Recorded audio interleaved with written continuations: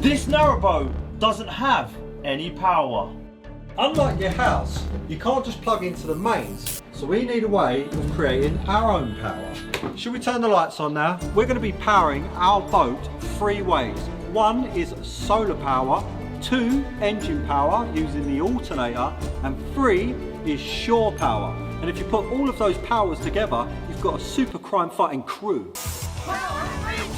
These batteries will store our power, but we need a way to manage it and distribute it. We need a place to put all of our electrics to power up our narrowboat, and we wanted to make it very accessible, so we've decided to put it here. And when we built this bulkhead, we had already split it into 2, so it's easily removable. There is a lot to this kit, and I don't think I'll be able to install it on my own. That's why I've called in a professional, Dave from Onboard Energy. There is so much kit. Where are we going to start? Well, we're going to start, Brad, by putting all that onto the backing board. Dave from Onboard Energy has done this many times, so even though he says we're just going to put it on this board, he does know exactly where he wants things prior. There's a lot on this board and it's very tight, but we've made it fit. We meaning Dave, because Brad did nothing. So now that Dave's happy with the positions, he starts to fix down all of the pieces, and he even adds some spacers behind the bus bar. So this part here is responsible for distributing all of the main 12-volt power. That's the charger inverter mounted and wired in. So this is an inverter to take us from 12 to 240 volt, and it's also a charger, so it charges the leisure batteries. Next up is the solar charger. Because we're having solar, we have a separate controller that manages that. And as well as the controller, we're also adding an isolator because solar is never off. This way we can isolate it. As well as installing the controllers and the fuse boxes, we're also going to be installing a galvanic isolator, and that is for the shore power. I won't pretend that we had any clue what one of these was, but we are learning. This basically prevents corrosion being accelerated when you're plugged in to the shore. As well as the engine and battery power, we have shore power. So when you moor up somewhere or park, you can actually plug into the bank and nick someone else's power. You do have to pay for it. So before we can install this on the boat, we need to add a cable. All done. I sure hope I did a good job. Oh my god, that was hilarious. So now that we've got our cable installed, we can put that into the boat, and we're using 2.5mm flex because this is a 16 amp plug. That's as far as we can go outside the boat. Everything's installed on the board. Next step, get it in the boat and get everything connected.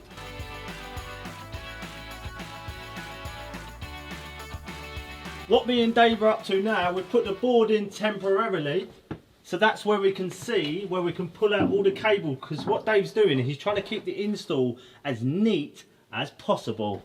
It would have saved time to just bring all of the cables through on the surface and connect it all, but we want it to look lovely. So we're bringing everything through the back. The way we're doing that is to position what we want coming through, lean it forward, drill a hole and feed the cable through. So it's quite time consuming, but if you take your time, you'll get it done eventually. What Dave's working on here is the solar connection. So there is a fuse there, and also the cables that read our battery percentage and all of the controllers and gauges, as well as all the 240 volt connections. We've got it to a stage where we can start testing it before we permanently install the rest. So we've fired it up, we've got power in stuff. I don't know what yet, but we've got power in stuff. Oh! So you're reading the solar charger, the multi-plus and the VMP gauge. Oh, we're making 0 watts in this shed. We're not charging nothing. It's almost like there's zero sunshine. We have tested everything on the board so far. It looks like a bit of a mess, but that's just because we was testing it. Next up is one of these, which is a consumer unit, which you'll find in mine or yours houses. And all that stuff allows us to run one of these. This install is pretty much like any household install. The only difference is the board is being supplied with a flex which you wouldn't really see in your house. So we get the board mounted and start to drill more of the cables that we need to bring through. We know everything works. Now what we're doing is we're hiding all of the communication cables, which are like things like this, in behind the wall and then plugging them in so it looks lovely.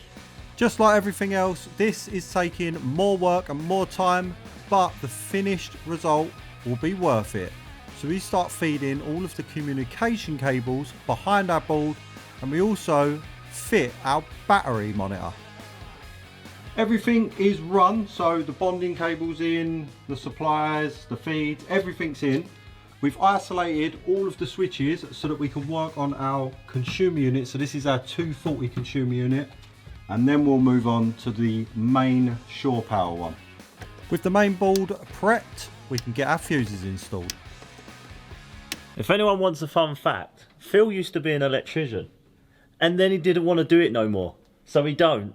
And here I am. Unless he has to. Doing it again. What an amazing fun fact.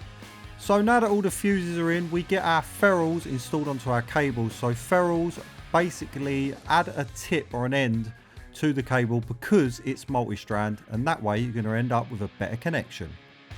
We can now put the cover on. I would have liked to have dressed it a little bit better, but it's multi-strand, it's so floppy, so it's safe, and that's what matters. That's the time consuming part done. Now for the easy part, and that is sliding on the cover and making sure it's fixed down. And then we can label it all, because I know what it does, but whoever wins this boat might not. So it's very important to label it all. Consumer unit is in, and that is complete. Now, we've got shore power. Now, shore power is the one where you connect up when you're parked up somewhere, and you're going to use the power of the mainland. Now, Phil's got to connect it up with this cable here into that there, and then that will give us power. That is the 240 stuff complete. Now, make sure you hit that subscribe button and the bell notification to see this boat in the water. We're going to roll on to the 12 volt stuff, which includes the bilge, The sink, water pumps, shower, water pump, engine bay fan that no one's seen yet. and also Phil has run 2 separate fuse boxes for the 12 volt stuff. What's that for? One's for the engine and one's for the house batteries, and it's going to be really fun to wire, so can't wait for that. We'll throw you on a time lapse and enjoy it. As well as supplying power to all of our 12 volt stuff, we also are adding switches, which we'll explain once they're installed. So we have 2 small 12 volt fuse boxes, so we need to supply power to both, one from the leisure batteries and one from the engine battery. All the 12 volt is wired except some of the switches, which is okay, that doesn't matter. Now we can put some fuses in, and if you didn't know what a fuse is, it basically goes when you make a mistake. So there is a chance that might happen. And all of the fuses are sized for whatever device it's supplying. So we have a few 5s, 15 and some 10s. Before we put that board back, we needed access to that area here in the boat, because we're going to be installing a bilge pump.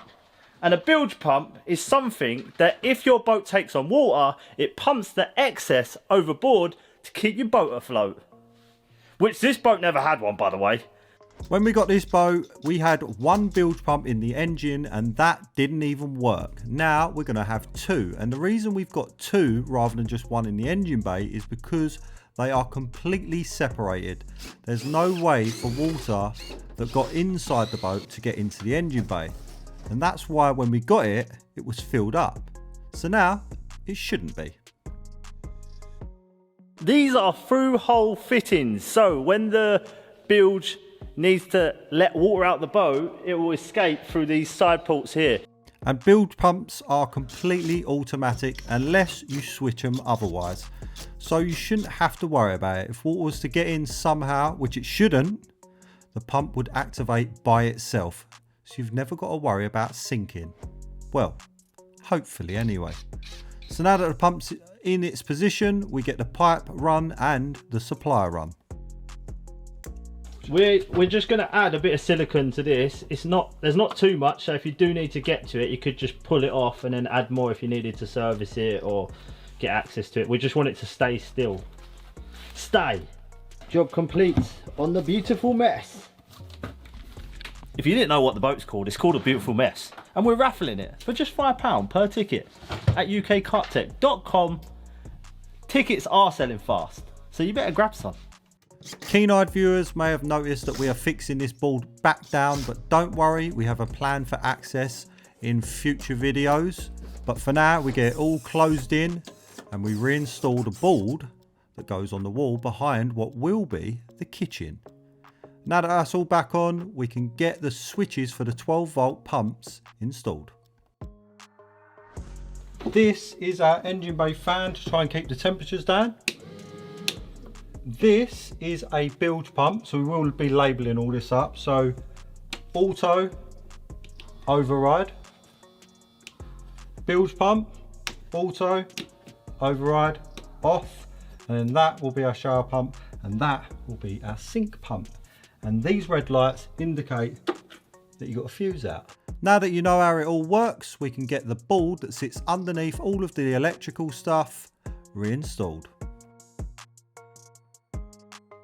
Before we install the last socket or the cabling for the last socket, we need to install our pocket door, and that starts with the trap. This is a Howden's pocket door set and we are modifying it to fit our boat. So it's slightly different to how you would use it in your house. The track's slightly shorter and the positions of our stops and the hinges have been moved. So you slide in your stop, the two rollers and then the last stop. That's the main mechanism. Next we need to calculate this bracket and the end of our door, and that counts for when it's closed and when it's open. To do that, we put the shut and open sides into their lock positions and measure where we want the door to finish, and then we can take it over to our door, mark it up, and then mark the hinges ready to be fixed. And of course, we're going to be piloting all of our holes so that we don't crack or split our door. Once they're installed, we can take it back into the boat and check that it all fits and operates like we want it to. Door is hung and the stops are adjusted, so that's locked into position. Keen-eyed viewers may have noticed when this is closed, like this, there is a lovely gap down the side that you can see straight into the room with, and how we fix that is with one of these. We've installed one here, so you can see what it does. It encapsulates the door, so that gap we have here, we've got this little trim that sits like this. We're going to screw it in, and when this door is closed,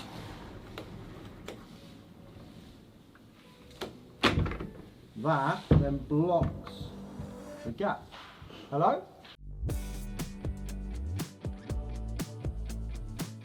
You've now seen how we're going to be trimming in our pocket doors.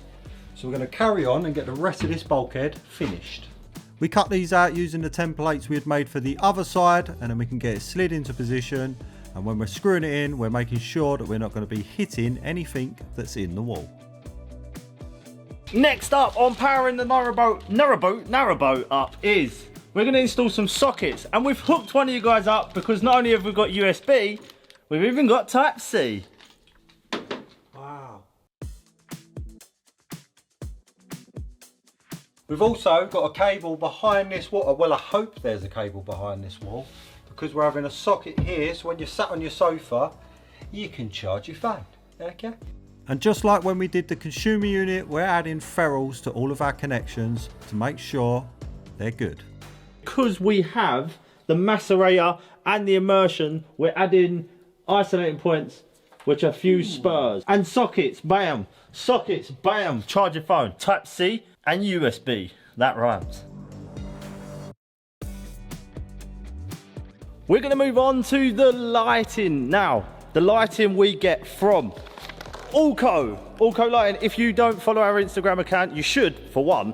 But we always use these LEDs because they're reliable. We've been using them for years, and we're going to install the whole system on the boat and we're going to start with the drivers. This is a 24-volt system, and we're going to be supplying it with this socket that's going to be fused with a 6-amp lighting fuse in the consumer unit.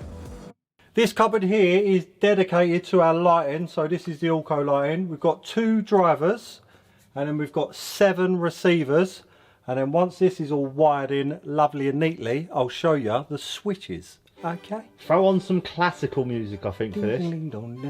Classical, what do you think, Pete? Oh yeah, I love classical.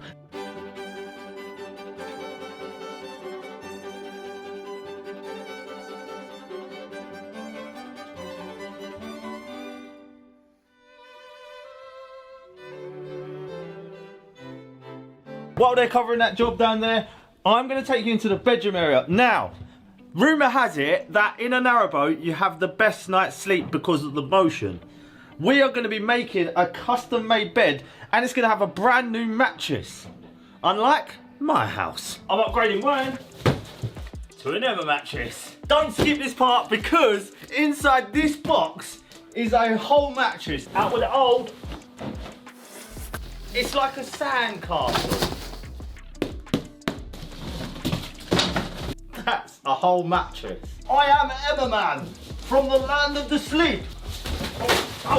Should we get this mattress unwrapped? This has thermo-sync technology that helps regulate your temperature while you're sleeping. So no more sweaty nights. Whoa! Whoa! Whoa! Oh my god, it's the wrong way round! Oh my god! It's the wrong way round! Oh! Don't do it like me.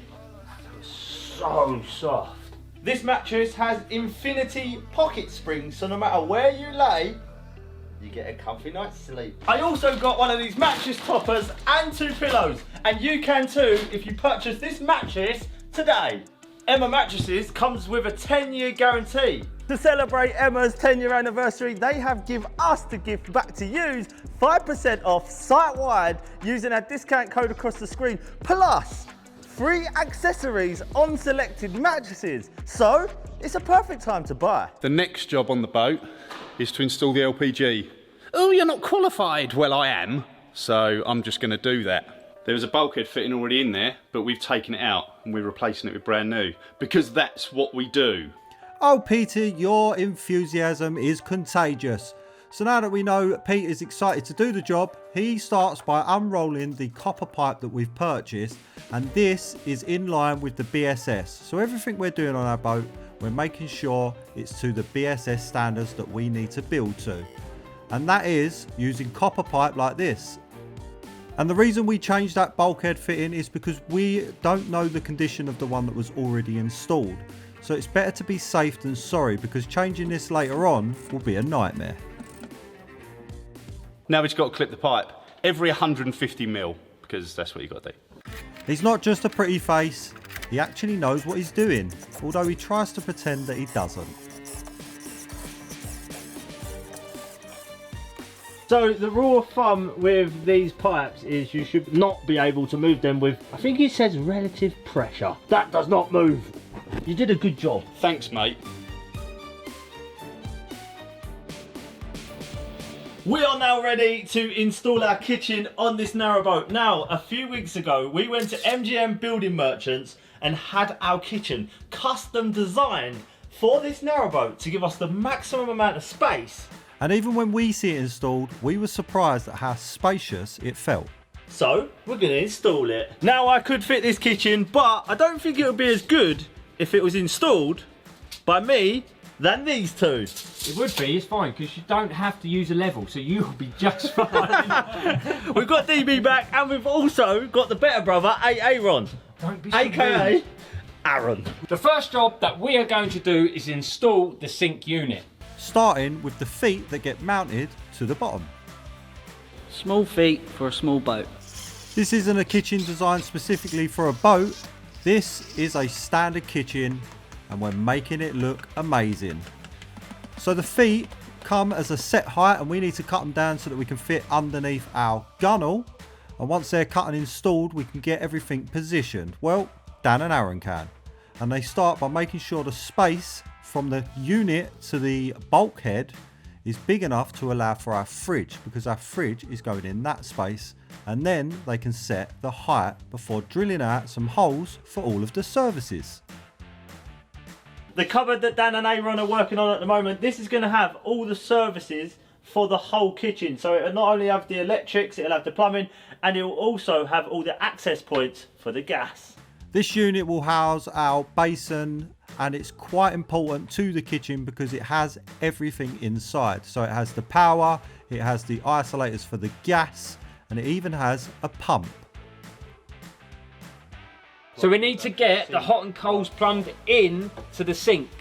So I'll plumb it in, shall I? Excuse me, Daniel, that's Peter's line.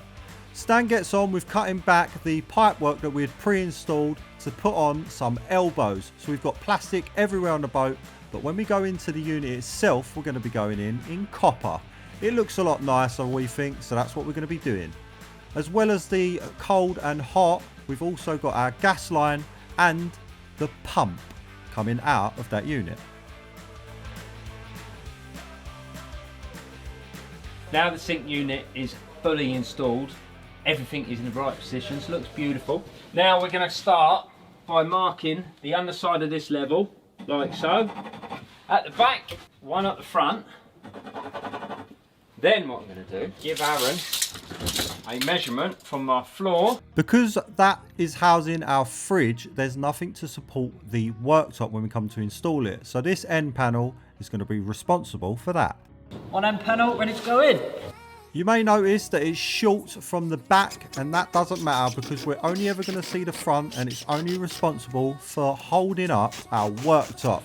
So there's no point trying to cut it all the way back. With that in position, we can slide the fridge in and move on to the oven housing, and we start with the feet. Really coming together now. It really was. So Dan is attaching all of the cabinets to each other. That way it adds a lot more strength, and he's checking that it's straight across the front and attaching it to the wall behind. This way nothing should ever move and it won't get pulled out of line. Unlike the first end panel down there, this one is going to be fully on show. So what Dan and Aaron are going to do, they're going to scribe it into the boat because it's definitely not straight. The way they do that is to get it in a particular position which is square to the front, and then we use a scribe tool to mark the back. Now it can be cut to the shape of the boat, and it should be a perfect fit. Like a glove. With it fitting like a glove, we get some clamps to hold it in position so that we can screw it to the carcass. And now that end panel is attached forever. Next up is the opposite side of our kitchen, and these are some shallow cabinets that I've already pre-cut. So we're now going to take the hinges off of the fridge and swing them from the left hand side, just because it makes it a little bit easier if you're here like that. So we're just about to take them off, swing them around. Let's go. Don't worry, this is completely normal. Pretty much every fridge ever designed has the ability to have its door rotated to the opposite side. We are at the favourite stage now of installing the door to the integrated fridge. Brad's come up with a fabulous idea, hopefully. Double-sided sticky tape on this bracket, the whole thing. We're going to align the door up, stick it on it, undo the bracket, take it off, drill it on, put it back, and it's going to be perfect. That's the easy method, or we can measure it 1,000,000 times. This is a cool little trick that we've used plenty in the past. You double side tape it into position, making sure it's all aligned, and then you take that bracket off and fix it. It's great for dishwashers, fridges and freezers. So with the screws installed, we can get it hung back into position, and we know that it should be perfectly lined up. With the door installed, we can now start fixing in the fridge freezer itself, so it gets screwed to the cabinet on the side and the end panel. Welcome to my fridge. That's all these units fixed in. We're going to crack on this side and get these units fixed as well. Although I had pre-cut the bottoms for the pipe work and made access panels, it still needed to be screwed back. Look, what feels made? Do they fit? Of course they fit. So this part here was actually the part that I removed from the cabinet. I just repurposed it to sit over our pipework. And it needs to be removable because we have isolators behind the cupboards. Now that they're screwed and fixed, we can get all of the doors installed. We are finally at the good bit where we are going to be installing the compact laminate. So let's get out there and get it all cut. Yeah! Wow, someone was excited. So this is compact laminate, just like a bathroom. It's the exact same top, and we're going to be cutting it all using some wood tools. Because we had an offcut and the worktop isn't full width, the offcut is going to be used for an upstand. And the veins continue through. So for that reason, I reckon you should subscribe to my channel, DB Builders Sussex. Thank you very much. No, thank you, Daniel. So just like the end panels, we are scribing in our worktops because our boat isn't perfectly square. So we cut it to the largest size before bringing it back and marking for our scribe. And we're also adding a little chamfer detail to all of the edges using the router. All that's left now is to take it back in the boat and make sure it fits.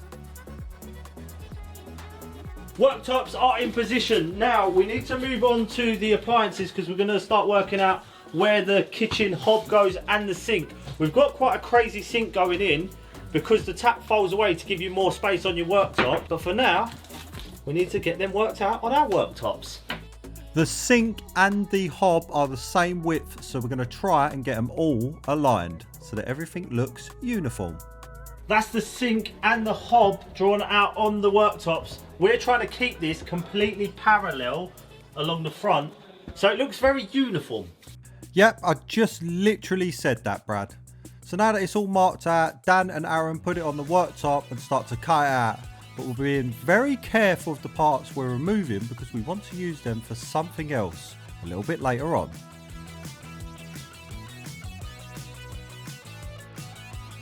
Now I've done all the hard work, let's go and get it installed. Just like 99% of most kitchen installs, once you've cut the worktop, you need to cut the unit below. So we mark that out and get the jigsaw out, and that is going to allow some clearance for the hob and the sink we're going to be installing. Now that it's all been cut, we can check that it all fits like it should. First goes in the sink, then the hob. Now we can move on to that little part that we wanted to keep. So basically, we're making our own lid. Hob installed, sink installed. This sink has a lid. We have come up with an idea of the inset of the cutout for the sink to go back in its place. I think you should leave a comment if either we keep the worktop offcut in or the metal top. I know what one I prefer, but let us know in the comments. Now that everything's cut and we know it all fits, we can get some silicone on our frame and get it all stuck into position. Because of the type of worktop this is, it doesn't really screw down, so you use silicone to fix it in position, and we do the same with the upstand. DB has left the building. He done a fantastic job on the boat. If you ain't subscribed to his channel, please subscribe. Great friend of ours. But we've got an even better friend, haven't we? We've got Pete. Oh, hi. He's going to help us get all the kitchen plumbed up and finish the LPG. So we're going to get some holes through the side of this unit for the flexible hoses for the LPG. One for the hob, one for the oven. So I've just got to mark that up and do that. All of the hoses and fittings we're using have to be marked or stamped for the BSS or British standards. So we've made sure everything we've purchased is correct for our LPG installation. So Pete gets all of the fittings added and the holes drilled before test fitting our hob. Then we can get the gasket installed that comes with most worktop hobs, and then install some more fittings so we can plumb in our oven. We put the hob in first, and now we can't get to the pipe to do it up, so we make do. Although we joke around and mess about, when it comes to LPG, Pete really does know what he's doing, and this is not something you should play around with. The gas LPG is actually heavier than air, so if you do mess around with this and you do it wrong, there's a chance you could fill your cabin up with gas. So that is why we've got Pete installing all of this, and he is qualified. They're the isolators for the cooker and the hob. So, well, they isolate the gas to them. If you're wondering why we've got separate isolators for the hob and oven, it's because of the BSS. It states that each item must have its own isolator, and that's exactly what we've got here. So it's all about safety. Before we fit the regulator and the gas bottles, we just got to air test all the pipework. But it won't leak because I'm pretty good. Well, the air test held. I knew it would. So now we're going to do the locker side, which is where I am. The locker is where our gas bottles or our LPG is actually stored, and that bulkhead you see us change is that part there. And in here we're going to have an isolator again and also a regulator. On the LPG installation, Pete is adding... Pete, what are you adding? That's a bubble tester or something. What's it for? Test for leaks. Not a requirement, but very, very handy, and that's why we're installing one. These things are quite expensive, but we think it's worth it. So anyone can test for leaks. So if you suspect that you've got a leak, you come out here and you operate this, which we'll show you very soon. With this bubble tester, you fill it up with that, and then you can press that button and test if there's any leaks. So we've got to put that liquid in there now. The small clear chamber unscrews from the bottom, and then you fill it up to the second line before screwing it back in. And the whole time you're doing it, you're worried about dropping it. Luckily for us, we got it installed without spilling all that liquid, and now we can get our bottle into the chamber and connect it up. That's the gas all done outside, and now we've got to do an important job, and that's converting these from domestic gas to LPG, because it's a different size hole on the injectors, so I'll just do that. The jets on your cooker at home will have larger holes. That's because the domestic gas or the natural gas has a lower flow rate, whereas LPG is stored under a higher pressure, so the jets are smaller. When you're purging the LPG through, you've got to spark it constantly, because you don't want just gas going in the boat, yeah. So you've got to light it as it comes out. Because it's heavy, and it does this. Where you gone? Where you gone?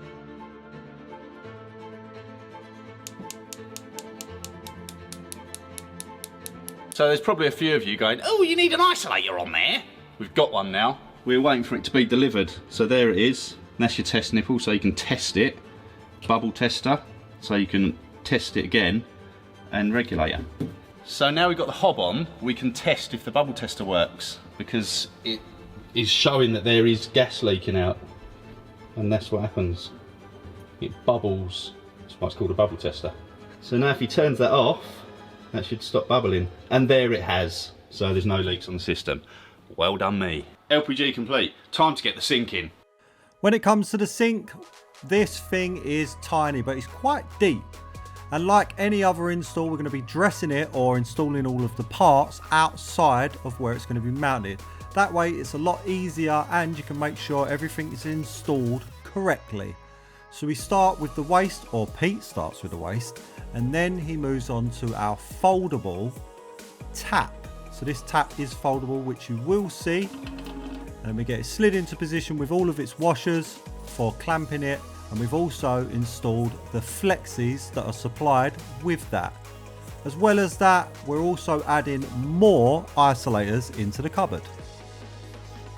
That is the hot and cold in, and they've both got full bore isolators. Next up, Pete, what are we doing? We're going to put the sink in. Yay! Exciting times. We've opted for full bore isolators throughout the whole boat, and that's going to help keep flow to a maximum. Because it's not like your house, the pressure is a lot lower, so we want maximum flow. To install the sink, we use more silicone. Again, that way it's stuck permanently. And we also add in our overflow. So the sink trap, we've got an overflow for the sink, and then you've got an outlet that goes to the pump. And that's why I've got two spigots on it. Looks weird, doesn't it? But that's boats for you. I think Pete pointed to the wrong one for each pipe on purpose, just to play with my emotions. but we can get it plumbed in, and it's plumbed in correctly. So we've got our waste pump after the P-trap, and then we've got the spigot for our overflow before, and that is the whole basin installed.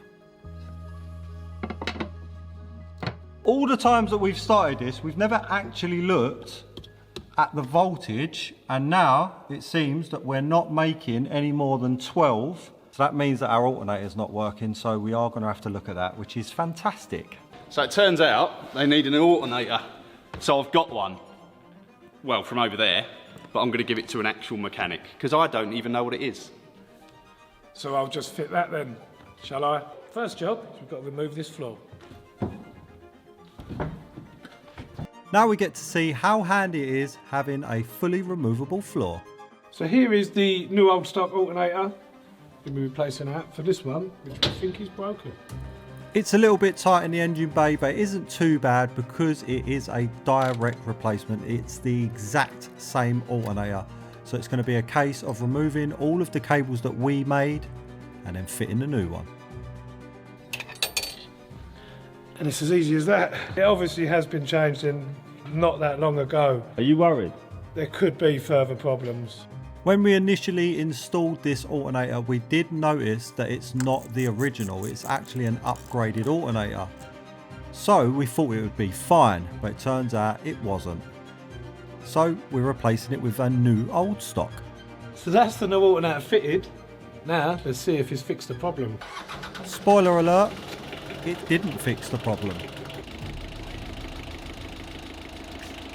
Basically, this old alternator needs a higher resistance bulb. Because we've gone over to LED, it won't activate the alternator, so we're going to put a resistor in. You're welcome. And you've got a new alternator. The boat is officially on its own power now, so everything is turned on. This is the screen we have, and this tells us everything. So we're currently plugged in, so we're getting that from the grid.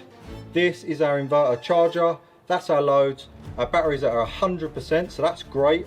And the solar is giving us 0 watts because we're in a cave. But if you want any of this sort of stuff, make sure you go and check out Onboard Energy. For the bathroom and the bedroom, we've got these. So these are actually dimmers, but that's going to go here somewhere. And if you switch it on, it's dimmable, so you can set the mood.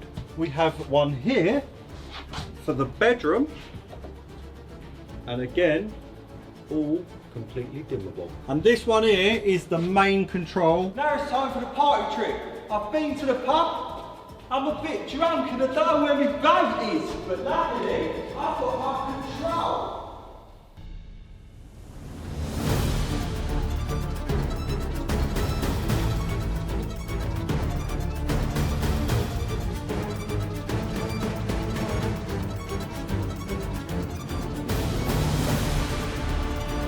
Well, that's all we've got time for on this episode, isn't it? And don't forget, you can buy your tickets for just £5 per ticket at ukcarptech.com. The link is in the description below. I hope you like seeing me again. Love you. Bye. Until the next one, I will see you later.